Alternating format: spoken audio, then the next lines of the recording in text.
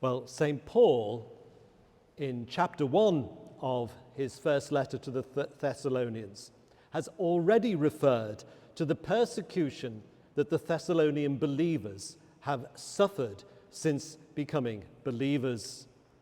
St. Paul will refer to it again later in the chapter from which our reading is taken.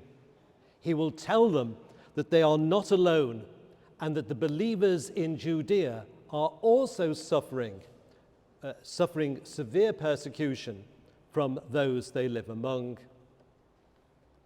St. Paul begins our reading this morning by telling the Thessalonians of his and his team's suffering and the opposition that they had faced at Philippi just before going to Thessalonica. Before that, St. Paul had experienced real opposition when he had gone to Galatia with Barnabas, opposition that saw St. Paul being stoned and left for dead. Suffering and persecution were to become the norm in the early church. St. Paul tells believers in his letters to expect it, and Jesus had given similar warnings.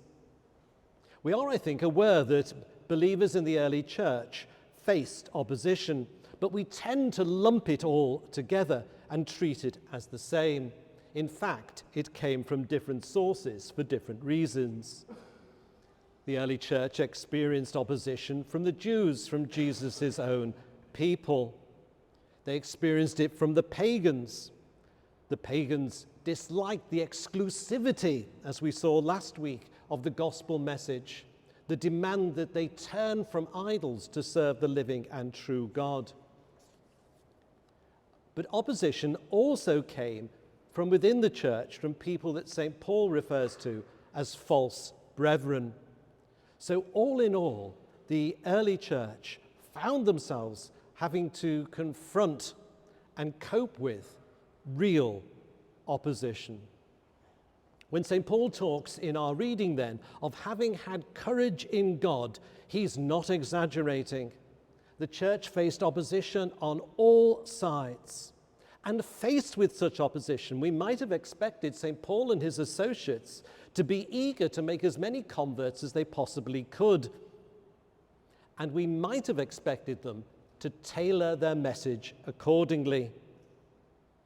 But St. Paul, in our reading this morning, is anxious to stress the desire of St. Paul, St. Silvanus, and Timothy to please God rather than to please any human audience.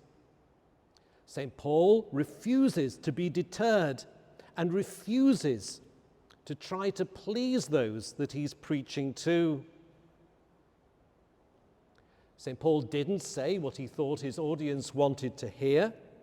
He didn't say what might be to his and his co-workers' benefit, nor did they seek praise or popularity. Now, this attitude might have made them seem somewhat hard, cold, and detached. People who refuse to compromise can come across like this. But this wasn't the case with St. Paul and his co-workers. They were so committed to the Thessalonians that they were like a nursing mother, tenderly taking care of her children. St. Paul and his co-workers were committed to God and to the Thessalonians. And it was this dual commitment that was on display when St. Paul went to Thessalonica. Three things then from this for us today. Three key words, if you like: opposition, orientation, and operation. Firstly, opposition. If we preach faithfully, we're going to meet opposition. We shouldn't seek it or provoke it.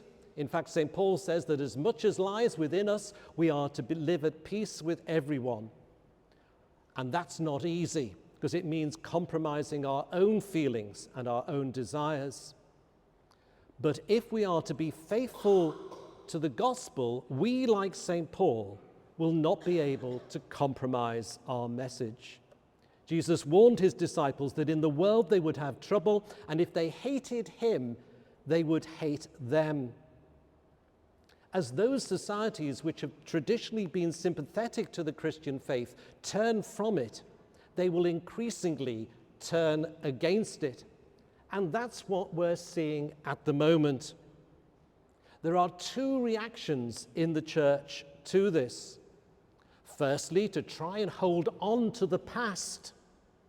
And then secondly, to embrace the changes that we see taking place in society in the hope of keeping our place in it. I think it's this second which is gaining the most pace in the church.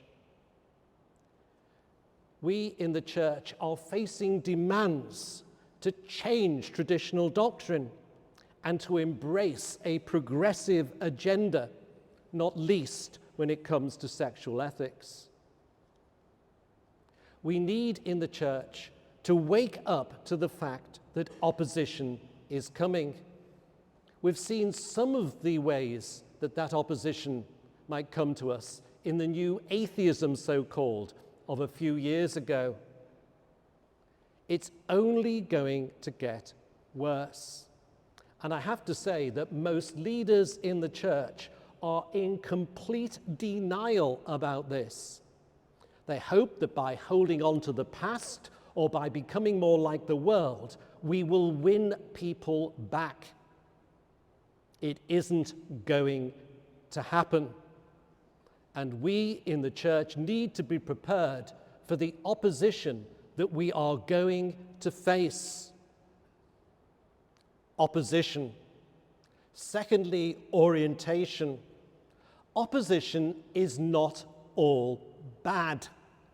It shouldn't be sought, but as Samuel Johnson says, hanging concentrates the mind. The fact that we are facing opposition should force us to face up to what it is that matters to us.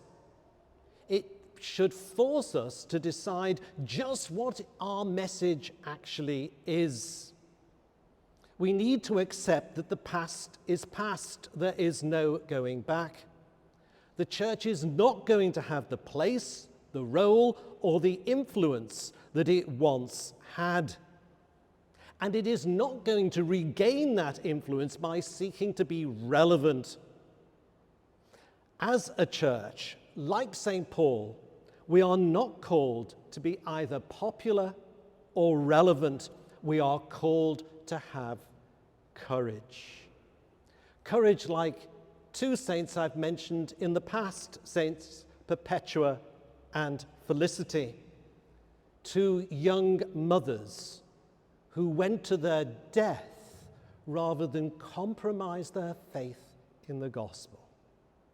We are to be like them. We are to be true to the message of the gospel. But part of our problem is that we are too concerned with our image, with how we are seen, with how people respond. St. Paul knew that the audience he had to please wasn't the people he was preaching to, but God. It was what God thought that mattered to him. People's response he could leave to God. The gospel is a message that we have been entrusted with to pass on to people. Now, if someone asks you to take a message, what matters is that you get the message right.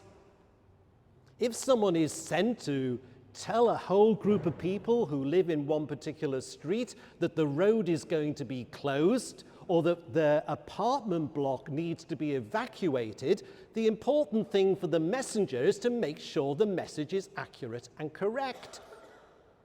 Whether people respond to that message or not isn't the messenger's main concern. The messenger might hope that they respond to the message, but it's getting the message right. If you were sent with a message like this, You wouldn't think, well, I better change the message so the people in the building aren't offended by it, or the inhabitants in the road aren't inconvenienced too much. You would want to make sure that the message was actually the message you'd been given. God has given us a message, and we change it at our peril, and we fail to take it seriously at our peril. Of course we hope people will listen. Of course we will do all that we can to see that they do. But ultimately our concern is to preach the gospel faithfully, to pass on the message of the gospel. So thirdly, opposition, orientation, and operation. How we deliver our message is important. Some years ago, Marshall McLuhan, I don't know if anyone remembers him, a Canadian philosopher, famously said, "The medium is the message." In other words, how we deliver the message can't be separated from the message itself. And St. Paul makes a similar point in our reading this morning.